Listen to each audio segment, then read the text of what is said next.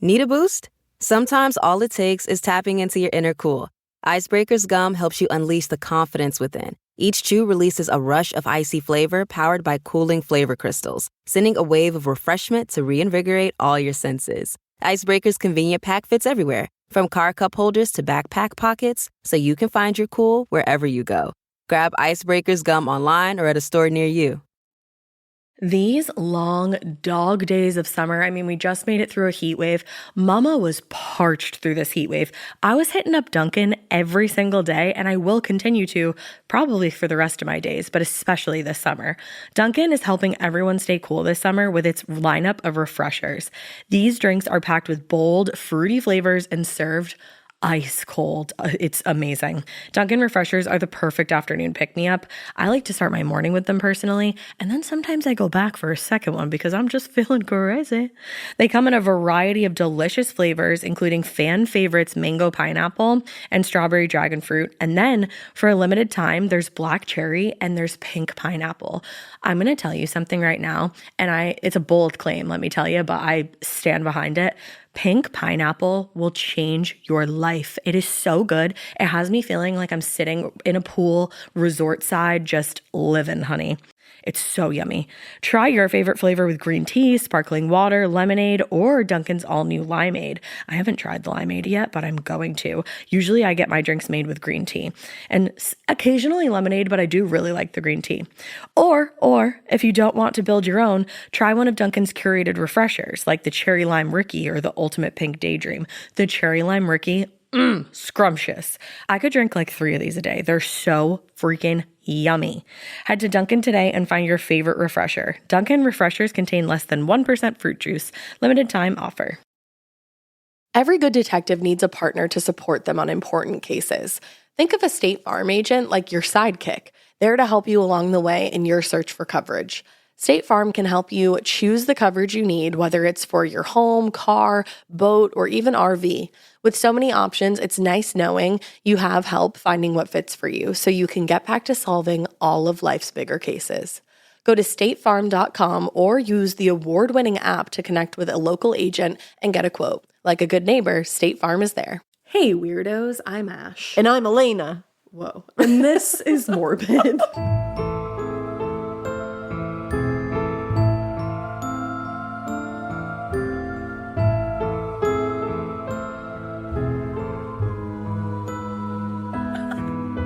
Do you ever?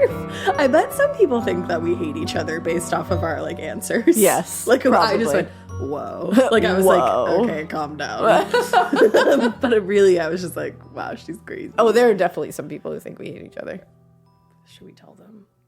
Guys, we actually hate each other. It's really hard to be around each other. It is. I hate it. It's every the day. worst. It's terrible. Yeah. Did I even say and this is morbid yet? Yeah. Okay, that's good. So we're here. We're here. We love each other. It's true. In fact, I just said, hey, I did something crazy. And she said, what? And I said, I ordered a bunch of pumpkin bagels on a whim that are coming tomorrow. And she said, that's not crazy at all. I'm excited about that. And I was like, that's why you're my people. That's love. That's actually not crazy in any way. Yeah, you were like, that's not crazy at all. Especially based off the things that I impulse purchase. Yeah, that's true. When I show you my impulse purchases, you go, that's literally insane. That's insane. Mine aren't bagels. So. Yeah, mine are just like, look at these bagels. They look like a pumpkin. I don't have kids, so I just be buying myself really cool shit. I'm so excited to put those bagels in the girls' lunches. I'm so excited to put one of those bagels into my face. Hell yeah. Hell yeah. Hell yeah, brother. Well, it's morbid. We're reunited. We're in person. I'm not COVID-y anymore. You're not COVID-y anymore. Yeah, I'm negative. I still got that lingering cough, which is very annoying. I never fucking got one. I did wake up this morning though. I also tested negative finally, which is great. And I woke up this morning and I was sneezing a lot. That could be allergies. Oh. Because everything's kind of moving around now with the rain and stuff. You know what's so weird? You're just laying in your bed and then you wake up with allergies. Did the allergies come in my room? Do you know what I mean? I don't really get it. Did they make an appointment and I didn't write it down? I don't sleep with my windows open, so how did the allergies get in? I think your body is just ugh. It's allergy out there. Maybe. That's got to be it, I think. That's the scientific reason for it. I would love if I asked my doctor and he just said, well, your body's just like, ugh. It's allergies out there. my specific doctor, too, to just say that. I feel like my doctor might say that. Honestly, I also... Which I appreciate. We don't have this. No.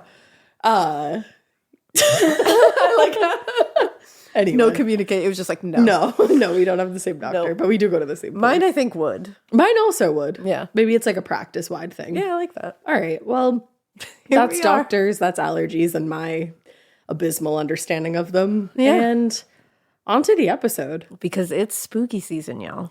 Spooky season. Spooky season. But I feel like we kind of like made this a theme that we're also doing. Like, I feel like a lot of times we go like full spooky, which is like super fun. Yeah. But without even meaning to, we've intertwined true crime into this spooky season. Yeah, it's definitely become like a more like mishmashed one, which I like. Yeah. It's a lot. We've touched upon a lot of different things. Got some like spooky, we did some spooky cemeteries and like spooky hotels, which is fun. We've done some hauntings, some, fake hauntings, some true crime that caused the fake hauntings. Yeah. So we're actually in a place of like true crime causing the fake ? Hauntings. Ooh, I like This is a place that like, honestly, I'll be quite frank and open with you at the beginning. Most of this is just true crime. Yeah. And the end is like a little bit haunted, but there's debate over how haunted it truly is. Ooh. So we're going to be talking, unfortunately, about the murder of Preston Murr, but also the Boise murder mansion. Ooh. So a little after midnight on June 30th, 1987, so not too far back, guys. No, I was born.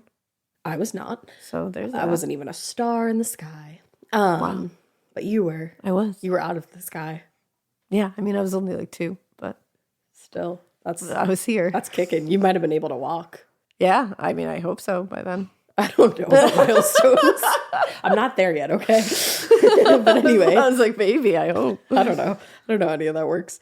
But a little after midnight on June 30th, 1987, when Elena knew how to walk, Yes. Clinton Sparks was woken from sleep by what sounded like somebody running down the street and shouting outside of his window. No, I just go back to sleep.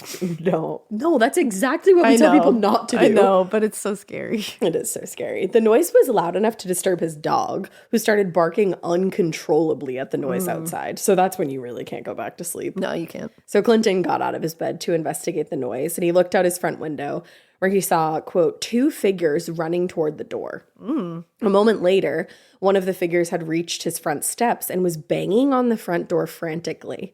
Clinton later said, I didn't know what was happening. I didn't hear voices at that time. So completely fucking terrified, he backed away from the door, and at that very moment, he heard a man's voice shout, let go of me, let go of me. Oh.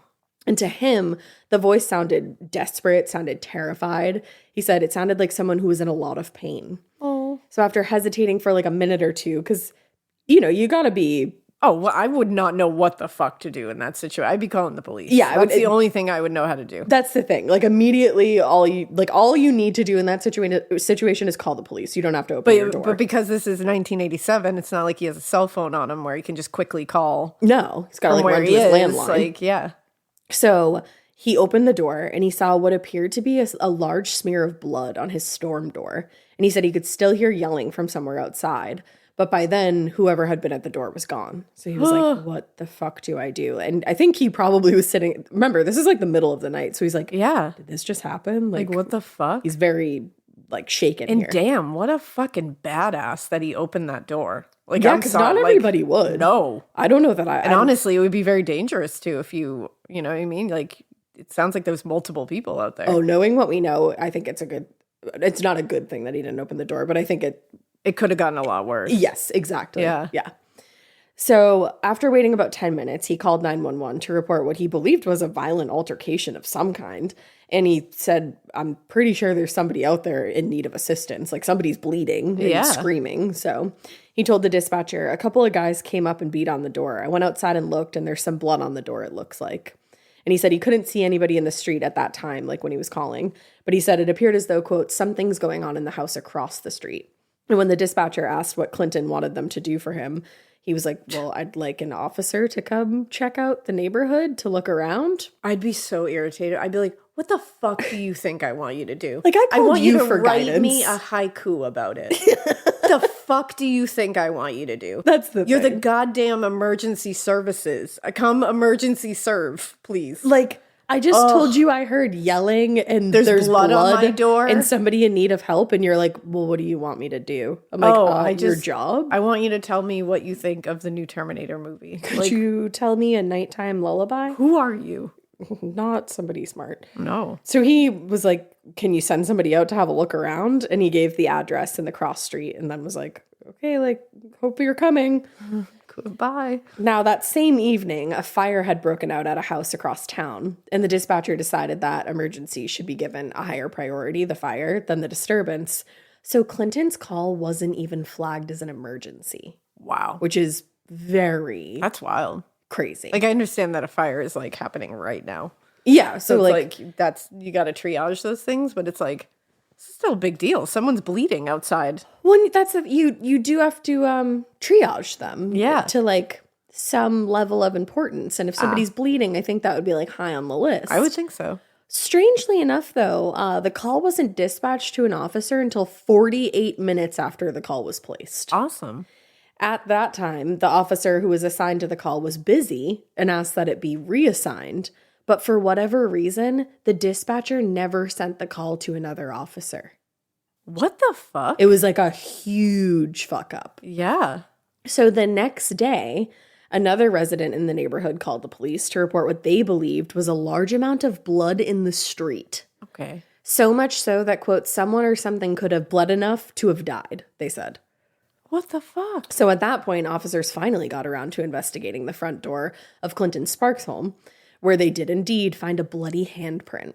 Sergeant Jim Tibbs told a reporter it appeared like he had a whole handful of blood. So there was like a straight up bloody handprint on Clinton's door. Oh. Yeah. And Clinton's house wasn't the only one. Police also found a bloody handprints, on the windows of another nearby home, like multiple. My goodness. So they were able to follow a literal blood trail from the large pool in the street all the way to the front door of 805 West Linden Street, the home of Daniel and Catherine Rodgers. The couple told the investigating officers that they actually weren't home the night before and they didn't know anything about the blood or the supposed fight that happened in the street. But when officers returned with a warrant a short time later, they discovered that the blood trail led inside the house and continued down into the basement, where they discovered more than 13 pounds of marijuana, scales, and packaging material. Oh, oops. Yeah.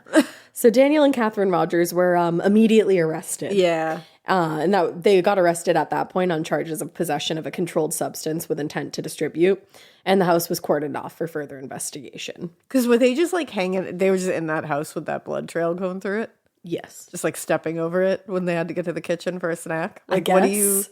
what? I guess they just hadn't cleaned up yet. And then the cops come and they're like, oh, it's fine. This isn't We ours. shouldn't clean this up, I think. Yeah, no. No. This is not Like, our I'm blood glad trail. that they didn't. Yeah, because- obviously. But like, When fuck. also the cops come, and remember, 1987, weed was not legal. So you have 13 pounds of weed in your Like, basement. I don't know, maybe clean up. Maybe just like, maybe do anything. Literally anything. But again, glad they didn't. So as they continued searching the Rodgers home, investigators found a significant amount of blood spatter on multiple surfaces throughout the house, obviously indicating that something pretty violent had happened there. And that they are not good, clean people. No. Even though there wasn't any victim found in the home and no wounded victim had reported to area hospitals, Tibbs told a reporter, "We're safe to say that it was human blood." Now, during their canvass of the neighborhood, one neighbor told officers that she actually saw Daniel Rodgers hosing down the front porch of the house that morning, as well as the yard and sidewalk in front of the house. So he cleaned the outside of the home, but not the in. In further searching of the home/crime scene at this point, crime scene technicians discovered a handgun and bullet fragments lodged in the wall by the front door, one in the laundry room and one in the door frame leading to the basement. So like multiple bullet fragments just lodged into various places in this home. That's probably fine. Yeah, totally. We don't have to worry.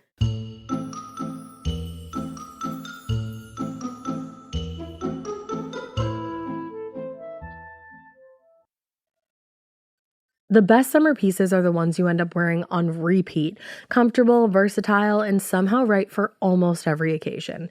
Quince makes it easy to create a summer wardrobe that you'll love, with elevated essentials made from premium materials like European linen, organic cotton, and washable silk, without the traditional retail markup. I love that! Quince's 100% European linen pants, dresses, and tops are the pieces that you absolutely will reach for all summer long.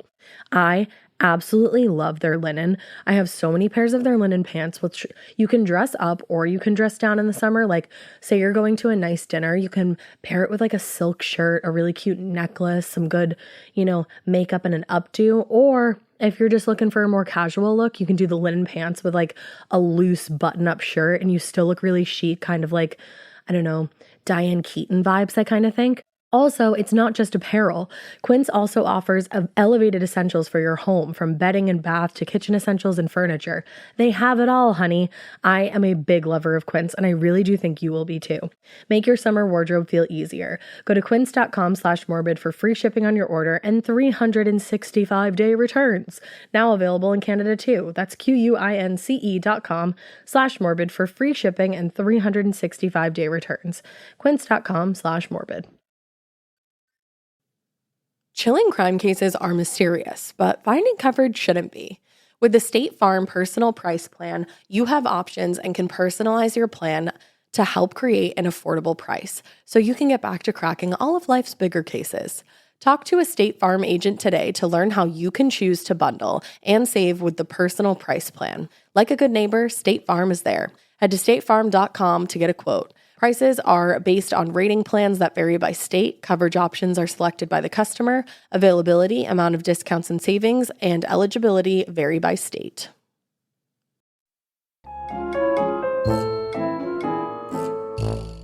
Now, given the large amount of blood found inside and outside of the home, investigators started to theorize that the house had probably been the site of a murder. Yeah, likely. Mm-hmm.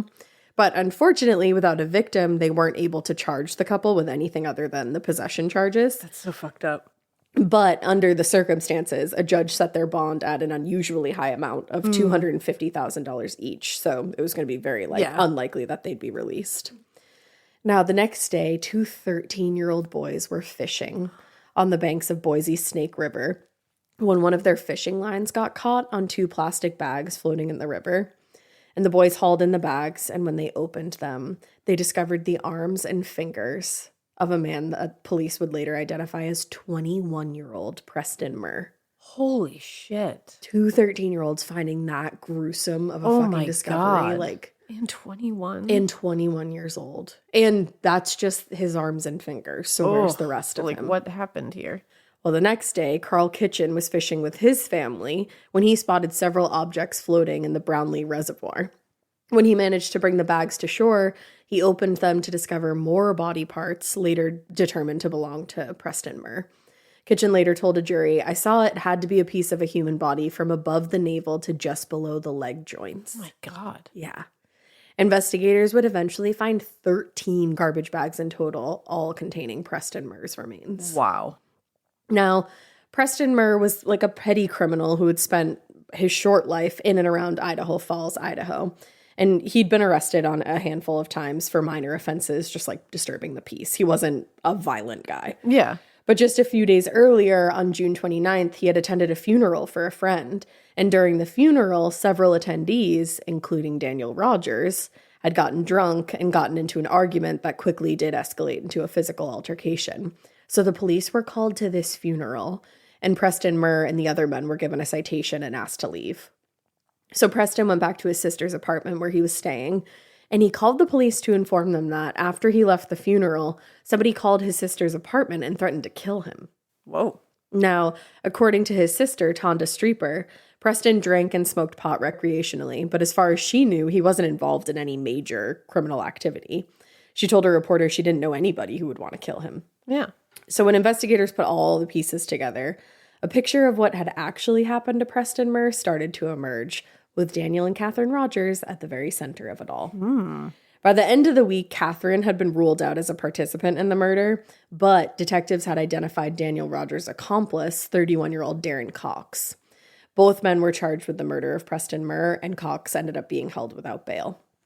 So the more detectives looked into Daniel Rodgers' background, the more they became convinced that he was the primary shooter in the death of Preston Murr. Oh, really? Because he had a pretty violent past. He dropped out of high school in the 9th grade and spent most of his life just working menial jobs. He met his first wife, Kay, at one of those jobs, and they quickly got engaged and married. Later, Kay would tell a reporter that she never actually loved Daniel, but she saw him as her ticket out of her own abusive family. Oh, that's sad. What's even sadder because he was just as abusive to her. Ugh. Her dad was like really, really abusive. I read one of the newspaper clippings that Dave found, I was reading, and their dad used to like wake them up in the middle of the night and sit them on the couch and like hold them at gunpoint. Like, she grew up in an incredibly abusive home. Oh, that makes me so sad. Yeah, it's horrific. So then she married Daniel, and he was just as bad. Oh, that happens so often. Yeah, it's hard. The cycle repeats. Because it's like you don't know anything. That's all else. you know. So you don't know Well, that's what you think love is. And that's what you think you deserve, exactly. But so they moved around for a while from state to state, across the South mostly. They had their first son together. And then Daniel just suddenly ran off one day with the neighbor's wife. Damn, Daniel. Back at it again with the neighbor's wife. Like, holy shit. Yeah. And then he just came back. But honestly, I'm glad. Oh, he came back. No, yeah, I was going to say. I was like, he's gone. Bye. No, Daniel never goes away. I wanted Kay to be free. He just showed up one day, like came back and begged Kay to take him back. And she was like, no, you're a piece of shit. So he kidnapped their 6-month-old son, essentially holding the baby as hostage until she agreed to take him back. Fuck this guy. Yeah, he's a piece of poor shit. Kay. I know. And she has her own issues too, which is sad. But the good news is it really sounds like she turned her life around. Good job, Kay. Yeah.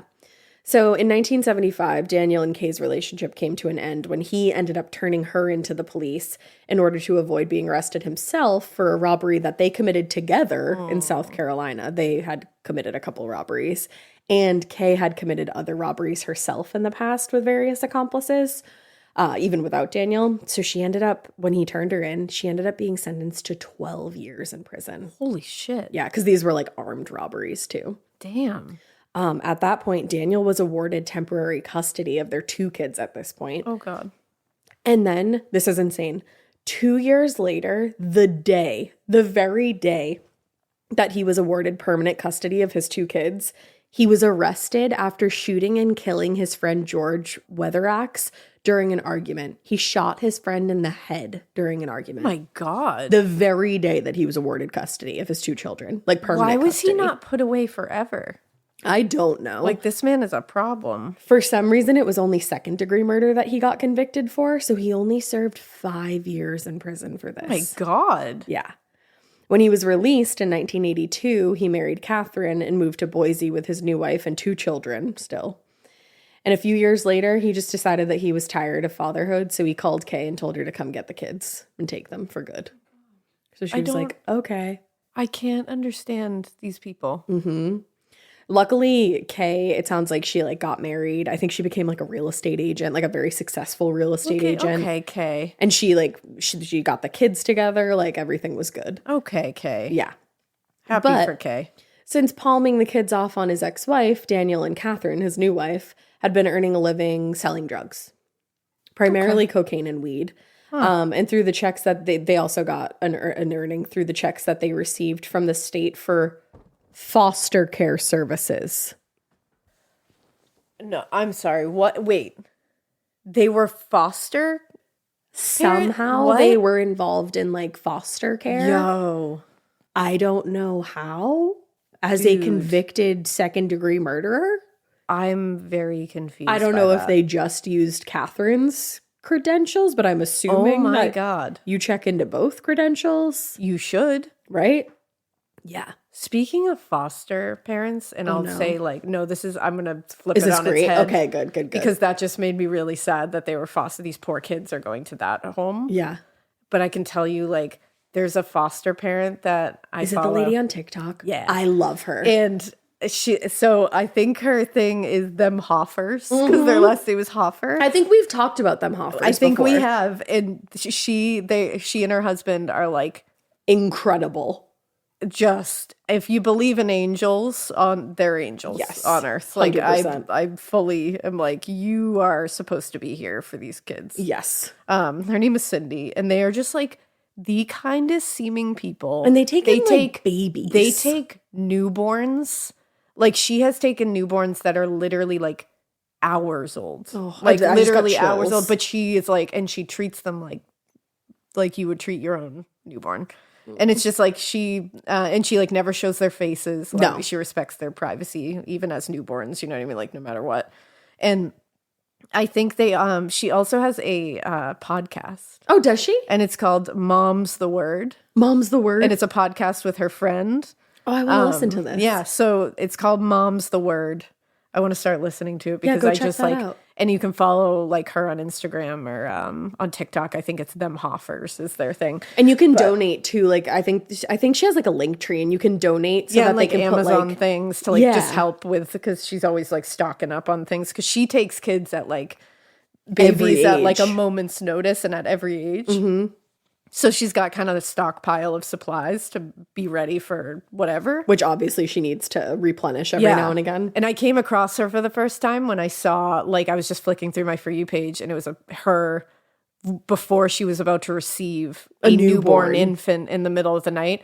And I just like couldn't stop watching her. I was remember just like, when you oh found my her. God. Like, and she was just like so lovely. Probably like a year or so ago. Yeah. I It was, like, remember more when you than found that, her. I think. Yeah. But yeah, so that just bummed me out so much that I was like, I need a happy. Like, there's good people Because there's out so many there. good foster parents. Like, I mean, so you many good ones. hope that like they were good to the kids. I hope so. I didn't find anything to say that they weren't, but I don't know.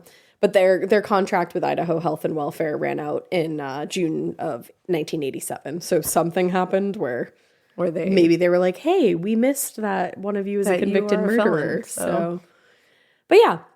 Now going back to the unfortunate murder of Preston Murr. Given the state of his remains, the autopsy obviously took more than 10 hours to complete. Oh my God, I can't even fathom what that room looked like. According to the medical examiner, Preston Murr's cause of death was a single gunshot wound to his head from a .357 caliber handgun. But the doctor noted that Preston had sustained additional gunshot wounds, including one in his shoulder. But because of the condition of the remains and the amount of time that they'd been submerged in water also, it was difficult to determine if there was any other significant trauma to the body. But they were able to say that there was 2 gunshots. Now, although investigators were fairly certain that Daniel Rodgers had committed the murder, it wasn't until they interviewed Preston's girlfriend that the rest of the puzzle kind of came together. According to his girlfriend, after the threatening phone call that he got at his sister's apartment, he called Daniel Rodgers and Daron Cox, who like seemed to be at the I don't know if they were like friends, Yeah. but they seemed to be like they're around. acquaintances at the very least, you know, like they know each other. Uh-huh. And he believed they would know who threatened him and what he should do about it, and obviously felt like safe going to them. So they met at a local convenience store where the cashier recalled seeing Preston use the payphone while holding a wooden baseball bat. The 3 men then returned to Preston's sister's apartment and discussed the fact that several guns had been stolen from Daniel Rodgers' house. I think there was like a lot of crime going on in this circle, obviously. Damn. So Preston told Daniel that he knew where they might be, where those stolen guns might be. And after that, all 3 of them drove around Boise for hours looking for the house where Preston thought the weapons would be, but they just couldn't find it. So he called his girlfriend and he said they were going back to Daniel Rodgers' house on Linden Street. Now, investigators theorize that a little after midnight, Preston and Daniel got into some kind of argument where Preston was shot in the shoulder, and then as he attempted to flee the house, he went to Clinton Sparks' door, where he left that bloody handprint. But unfortunately, Daniel and Daron caught up with him and dragged him back to the house, leaving that long trail of blood in the street that, Holy shit. as you remember, led right to Daniel Rodgers' door.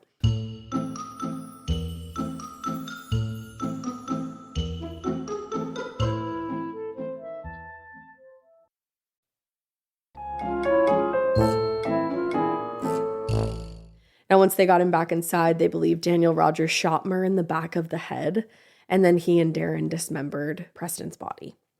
And they placed his remains in 13 trash bags, which they then dumped in 3 different locations across Boise. After they disposed of the remains, they went back to the house and attempted to clean up the crime scene. Yeah. I think outside. Like Yeah. they hosed down some stuff outside. It's really lazy business. I don't know here. what they did inside. Maybe they were very tired after the outside. Yeah. But that accounted for the neighbor witnessing Daniel hosing down his car, the yard, and the front porch. So in late July, the Ada County prosecutor, Greg Bauer, which I feel like we've encountered another case with him. It sounded like a very familiar name. Greg Bauer, does. yeah. But Greg Bauer filed an additional charge of assault against Daniel Rodgers for his role in yet another violent crime, the beating of a man named James McMillan, which he had been accused of committing along with his friend James Miller. So they found that and added that charge too. They were just like, you know what? You Why also not? did this. Yeah. I think in like interviewing people in his life, it probably came up. And they were like, let's pile these on. Exactly. Keep him in here as long as we can. Well, I think they probably saw like, oh, weird that he murdered a man, his friend, And by then shooting got him in the out. head and got out in 5 years. So by the end of the month, Daniel Rodgers was arraigned on 3 separate charges. One for the drug possession with intent to distribute, one for the assault on Miller, and one for the first-degree murder of Preston Murr. And he pleaded not guilty on all counts. At a preliminary hearing held in early September, multiple people testified about what they witnessed on the night of Preston's murder, including testimony from multiple detectives who relayed what Daron Cox had told them about the night of the murder, because he sang like a canary. Yeah, of course. According to to Boise detective Dave Smith, when the upper torso was thrown in the river, it started floating. Cox was directed by Mr. Rodgers to retrieve it and take it to the foothills. Detective Smith testified after his arrest, Cox, quote, broke down and said he wanted to tell me the truth. You know that feeling when you come home late from work and those puppy dog eyes just pierce right through your soul? Or when you're packing for a trip and your cat refuses to leave your suitcase? Yeah, we've all been there. Pet parent guilt is real. And you know what? It's completely normal. That's exactly why Hill's Pet Nutrition exists. They understand that being a pet parent means being human, with all of our imperfections and daily juggling acts. Hill's science-led nutrition helps you give more love than humanly possible. Whether it's those long work days or trying to balance attention between multiple pets, Hill's Pet Nutrition gets it. They've created science-based nutrition that supports your pet's lifelong health so you can feel confident even when life gets hectic. Because you're only human, there's Hill's. Science does more. Ready to let go of the guilt? Find the right food at hillspet.com/podcast. That's hillspet.com/podcast. Do you remember in school when you just knew that your teacher had a favorite of everything? They would always use the same blue dry erase marker when they wrote on the board, or they would talk nonstop about their favorite element during science. I had a teacher once that literally had a favorite brand of marker. She would only write with specific markers, and if another marker ended up in her classroom, she was TO'd. And honestly, I was probably her favorite student because at the end of the year, I got her that specific brand of marker. Let's talk about their real favorite thing though, their favorite tissue brand. Kleenex. According to Teacher List, they are the #1 facial tissue trusted by teachers. Kleenex Ultra Soft tissues are silky soft to help prevent skin irritation, and now you can take them anywhere with Kleenex Snap and Go. I absolutely love Kleenex Snap and Go. It's so perfect to have that in your car. I had a cold last week and I was just... Honey, my nose was a faucet. I hate to do this to you, but it was disgusting. Drew literally came out of our garage with like 15 of the Kleenex Snap and Goes, and I put those in my glove compartment, and honey, they were easy access. It was so nice knowing that I didn't have to blow my nose into like an old wrapper that I had. Ew. So do the best thing for your kids' teachers and stock up on the ultimate classroom favorite. Maybe it'll make them their teacher's favorite student. They definitely have a favorite. Don't even get me started because again, you know it was me. For whatever happens next, grab Kleenex. But then later became concerned about his confession. Detective Smith continued, he was worried about what he told me, worried about what was going to happen to him. I mean, For as being you a rat. should be. Yeah. Which is like, you should. Yeah. You should give up whatever information Yeah. you have about somebody's murder. But you should also be worried. But now you got to Yeah. be scared Now because you're going to face the consequences. and you're both going to go to prison together. Yeah, So good luck with that. But according to Smith, Daron Cox later led investigators to a local dumpster where he disposed of Preston Murr's upper torso and multiple other items related to the murder. Detective Smith said the stench was very prevalent. There was a lot of blood, 2 shoes, as well as gloves that had blood on them. And further, we found 1 sock. So just like all his stuff just thrown in a dumpster. With part of his torso. With part of him. And he's 21 years old. Yeah, that's a baby. Like he has his whole life ahead of him. Daniel Rodgers' lawyers, Emil Mishin and John Adams, objected to the inclusion of Cox's statements to the police, but that was overruled by the judge, who was like, no, I'm pretty sure that's valuable, pertinent info, but thanks. Yeah. That's a direct quote. The defense also requested that the judge close the hearing and trial to the media, with a member of the defense telling a reporter, I can't even imagine how bad it's going to be if the media sits in on this. But regardless of their concerns, the judge said, nah, kept it open. Oh, man. Denied the request. Oh, shit. In the months leading up to the trial, the defense team tried again and again to get the trial moved to a new county. And at one point, they even moved for a mistrial after the prosecutor, Greg Bauer, quote, told jurors that Rodgers was in police custody on other charges when he was arrested in Murr's death. According to Emil Mishin, Bauer's, quote, clearly violated the court's ruling and forever tainted the jury panel. But the judge disagreed and declined the motion. Oh, wow. So there was like a lot of fuck shit going on. And I love that this judge is just like, no. No, it's fine. Daniel Rodgers' trial finally started in early March of 1988.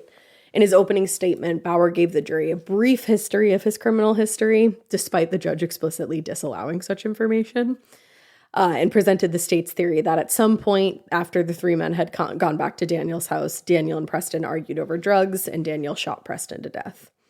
The reference to the previous criminal charges and pending drug charges obviously were objected to by the defense. Yeah. They immediately again moved for a mistrial. They were hoping so desperately for a mistrial in this case. Hoping, wishing, praying. But guess what? That was rejected by Of Judge course it was. George Carey. Yeah, he said, he's not. No. He only knows no. He's not That's here to it. play. No. Among the various witnesses who testified on behalf of the prosecution were multiple police officers, multiple crime scene technicians who explained the evidence that was discovered, from the blood in the street to the evidence also collected inside the house. Officer Mike Majors explained to the jury what the search team had discovered on their initial search of the home, which was the gun, ammunition, and an axe, which Daniel Rodgers buried in the garden next to the house. Oh my God. Obviously that was used. Yeah. Similarly, Boise crime lab technician Darla Shaver presented irrefutable fingerprint evidence that was collected from the house, including prints on the gun and the very bullets that killed Preston Murr. Holy shit. Similarly, even though DNA testing was unavailable to them at the time, the technicians were able to determine all the blood that they found in the house, on the street, and the axe was from the same person, with type O blood, which was a match for Preston Murr. Damn, look at them. I know, and I think it's that's why I do love when we cover cases that are like not super modern, because They have to work. They for really those do. results. Not that I'm saying people now don't have to work. No, of course they not. have the people now do have a lot more at their disposal to solve these crimes. Yeah. With digital footprints and cameras everywhere and DNA and and DNA. like all these, familial DNA and all this fun stuff that is great, and that's what we want. But that's why we are always saying like the older cases are just like, they're fascinating to see how they come to the conclusion, because they have to be so creative with it. You have like when you have DNA, it makes or breaks a case. Yeah. Think about like you had to make or break a case without DNA because that wasn't Every even an time. option. Yeah. Like it's just very crazy to think interesting. about. And 1987 doesn't even sound like that long ago, but Yeah. to think that like, wow, they didn't even have DNA testing. Yeah. Like obviously it was like in its infancy, they were working Yeah. on it, but just that they didn't have it at their disposal yet. It's crazy. It is.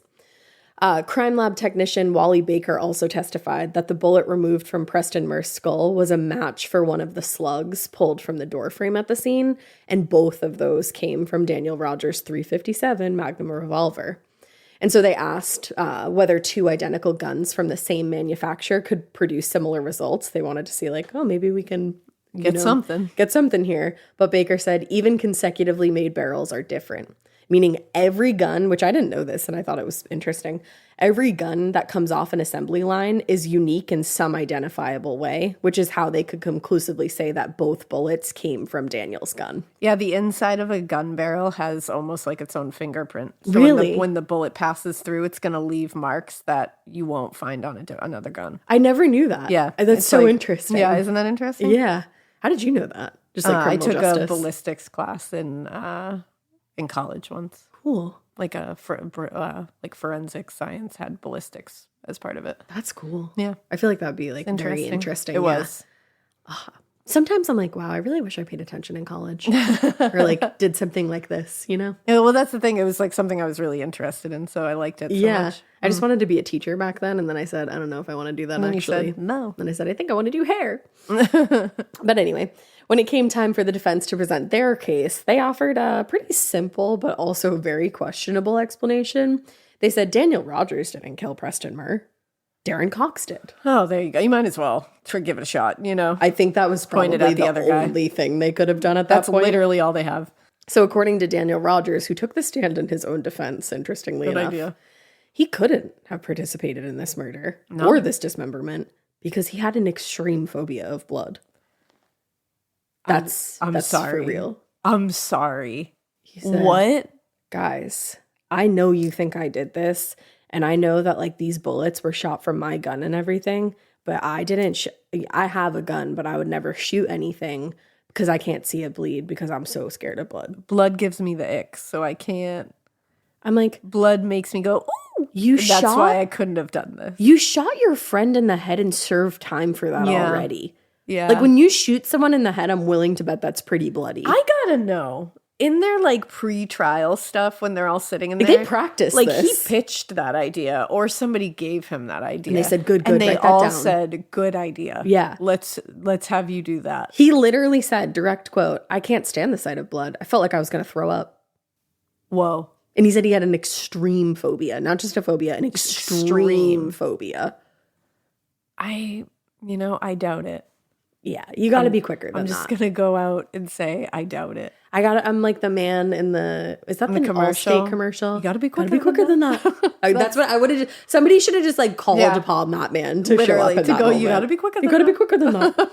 That's ridiculous. That's honestly that is. He said, guys, this is our best bet. That's reckless. I got something to That's say. reckless behavior. I'm afraid of blood. I couldn't have done this. That's reckless testimonial behavior. Tell them there's no way it was me. No. I got phobias. Bloods makes me go, Makes me want to throw up.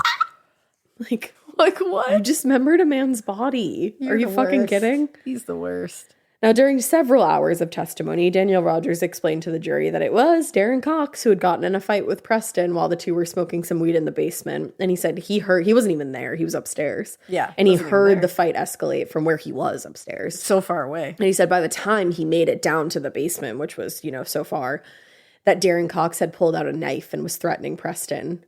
And he said, I decided to break it up. He told the jury they weren't paying me a bit of attention. At this point, they were fighting and cussing at each other. Of course they were. So he said he fired a warning shot to break up the fight in his own home. Okay. If I was Catherine, I would be, ooh, honey. Yeah. Ooh. Warning shots in my house? I'm gonna get you. But he said that only caused Preston Murr to rush at him, knocking him to the floor on his way up the stairs to flee. But he said Daron Cox then grabbed the gun from Daniel, and chased Preston Murr out onto the street, eventually dragging him back into the house. He said, next thing I do is I try to go and stop them. When I got to the kitchen part of the house, I heard the gun go off. So he's like, it's weird. I'm always so away when these things are happening, and I just hear them. It's wild. I'm just like never there, but I'm around so I can hear things. Yeah. I'm just never close I'm enough never to do it. right there. And it's because I'm so scared of blood. That's the thing. I'm worried somebody's gonna like scrape themselves somewhere and I'm just gonna go, ah. I just fire warning shots in my own home. Yeah. But in his version of events, he was simply an innocent bystander who actually tried to intervene to save Preston Murr. What a hero. Oh, wow.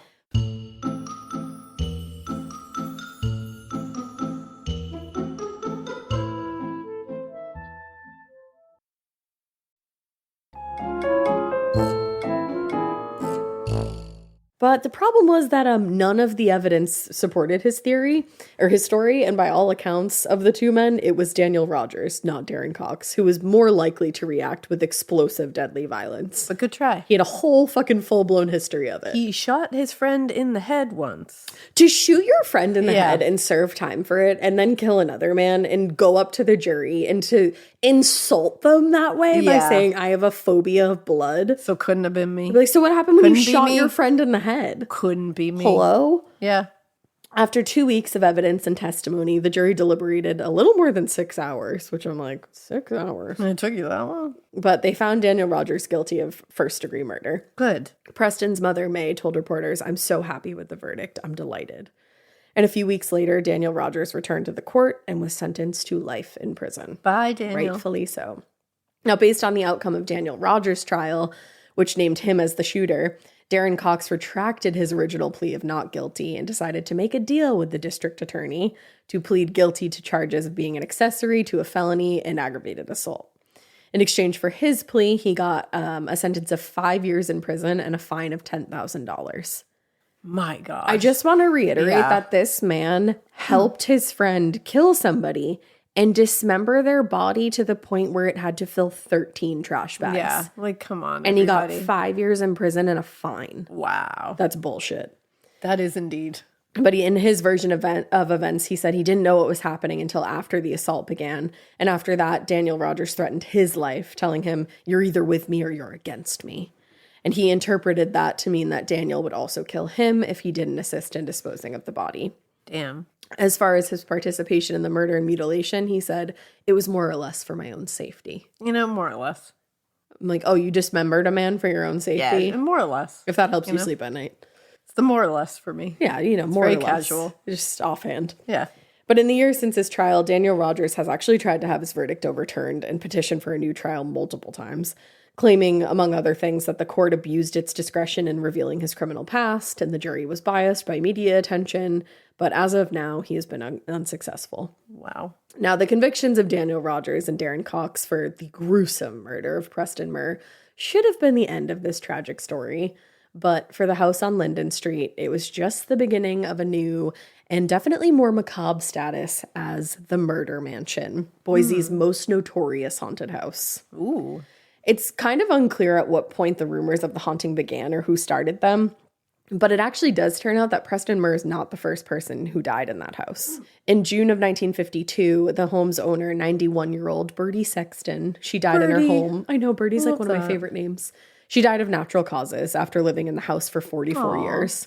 A few years later, in 1958, 71-year-old John, I think it's Egan, also died in that home. Whoa. Followed a year later by 89-year-old Ellen Marker. Damn. This is like the Florida of houses so far. Yes, it is. Just like that, retire. Yes. There you go. It's so true. But maybe I hope they were all like comfortable and happy in their home. I know, I hope so too. Yeah. And then the next person to die in the house was murdered. Oh, that was what a Preston terrible. Murr.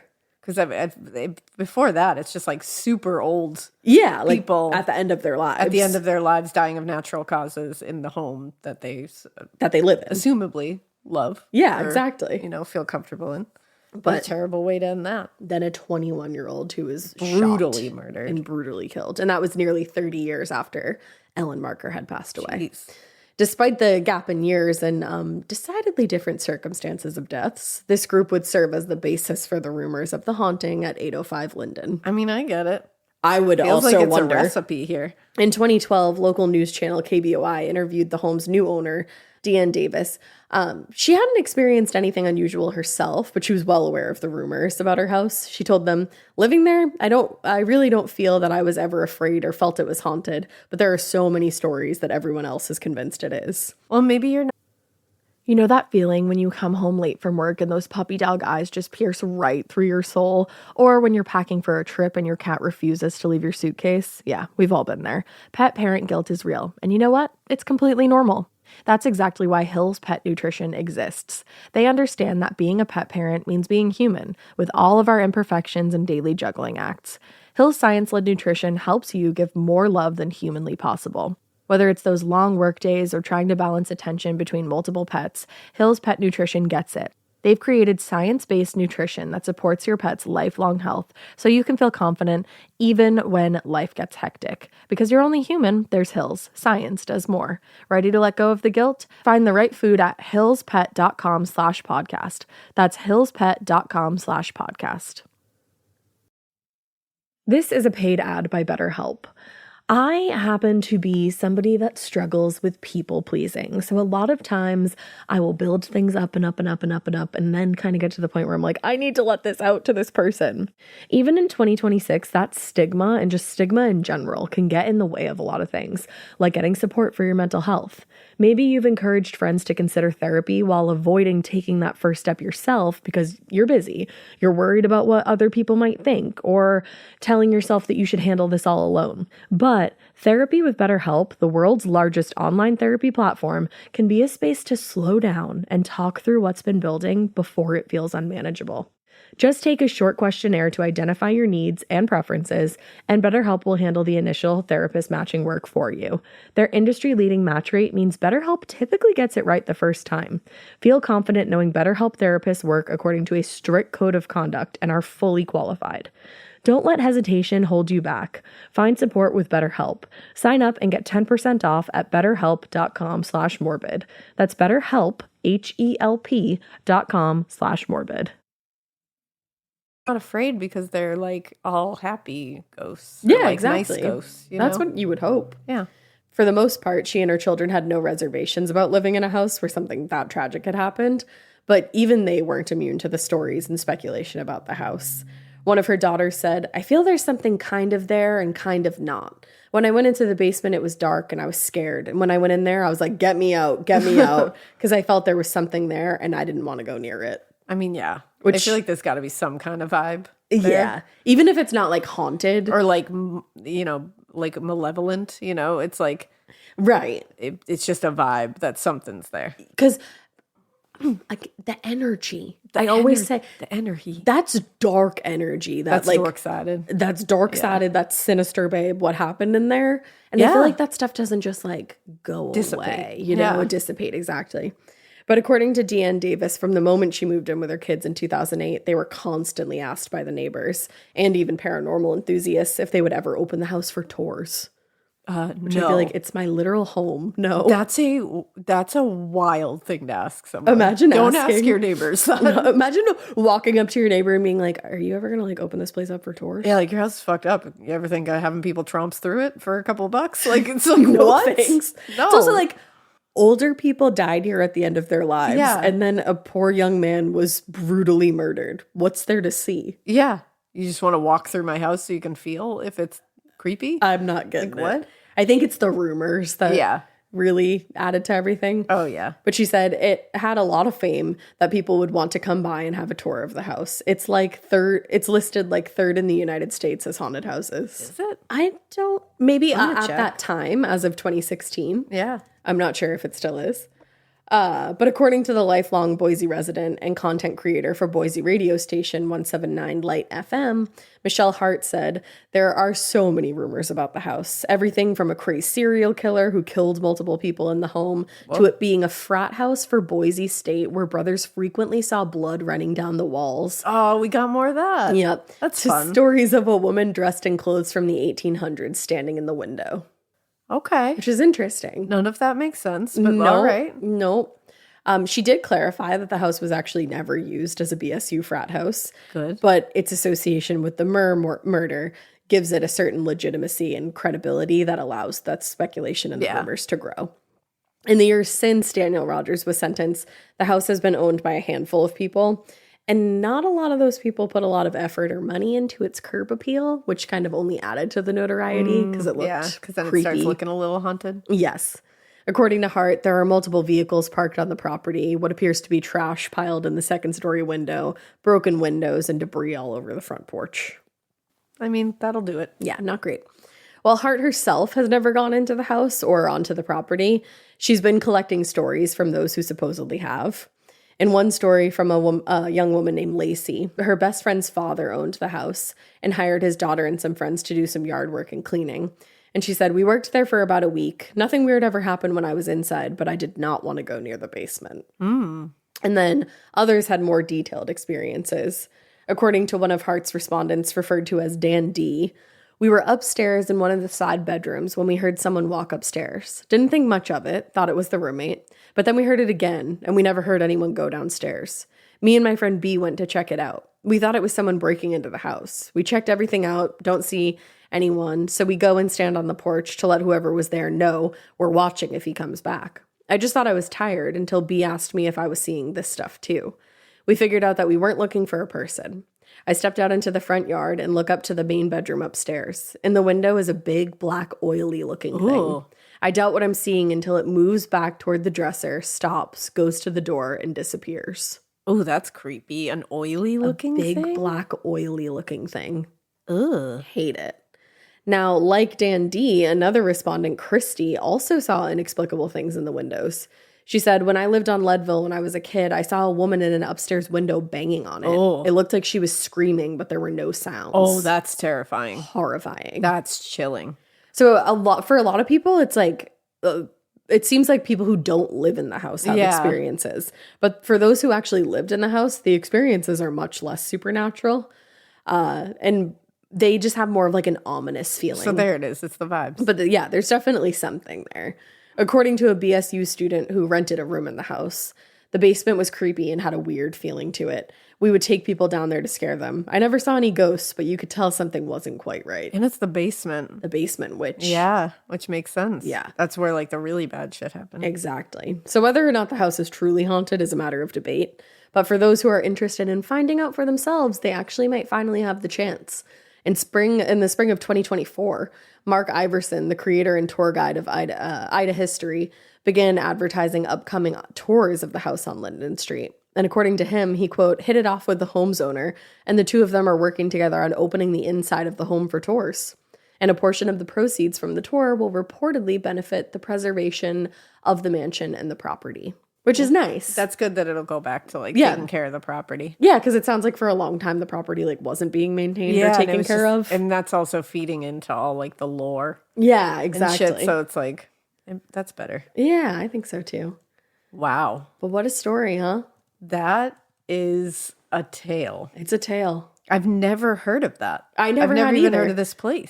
Dave suggested it actually. Yeah, Dave always comes out with these things that I'm like, well, shit. Well, shit, Dave. Well, Thanks. shit, Dave. Did you end up seeing if it was on a list anywhere? I looked. I'm not seeing it on any of the lists I'm looking on, but there's so many lists now It could be on another one. that I'm like, it. Who knows which one that person was looking at? Yeah, I looked at one point and I didn't see it, but Yeah, it's really just on like Idaho things. that makes sense. It's probably like one of the most haunted places in Idaho. Yeah, for sure.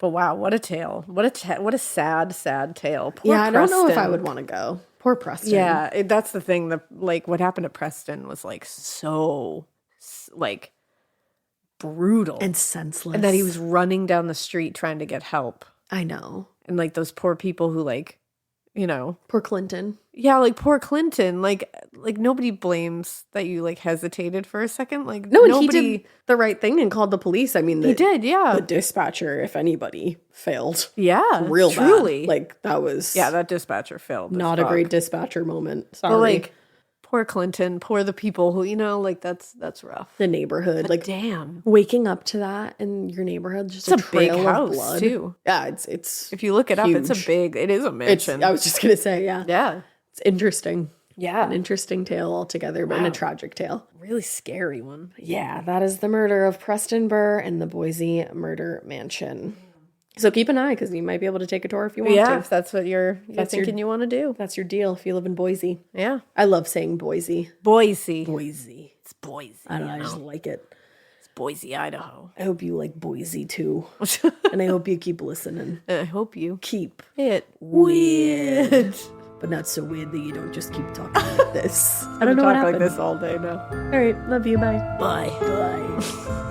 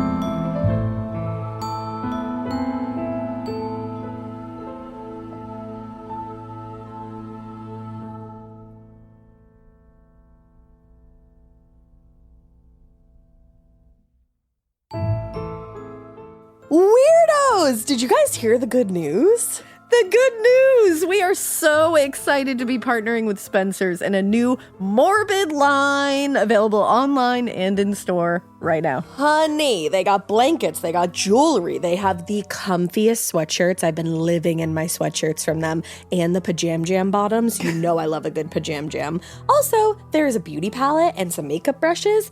OMG, so exciting. I'm obsessed. Go buy everything. I have one of everything, and so should you. Best of all, Spencer's is offering 20% off one item when you use the code SpencersMorbid, SPENCERS, you know how to spell morbid, for any online order now through October 20th. Go buy morbid shit at Spencer's, at Spencer's. Go buy your morbid shit at Spencer's, at Spencer's. Whoop. You wouldn't take financial advice from a 72 hours in a single day alpha influencer, would you? Same goes if you're in a car accident or any accident. Who you choose matters. That's why Morgan & Morgan exists.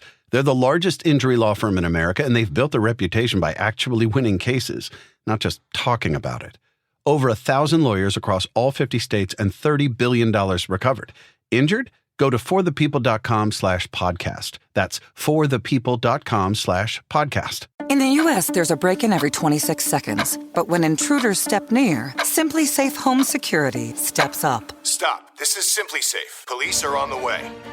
Using AI alerts, U.S.-based live agents help deter break-ins. Simply Safe, no long-term contracts. Save 50% on your new system with professional monitoring at simplysafe.com/SXM or with promo code SXM. Outdoor deterrence requires a Simply Safe Active Guard outdoor protection plan starting at $49.99 a month. Visit simplysafe.com/licenses for alarm license information. Tennessee 2012.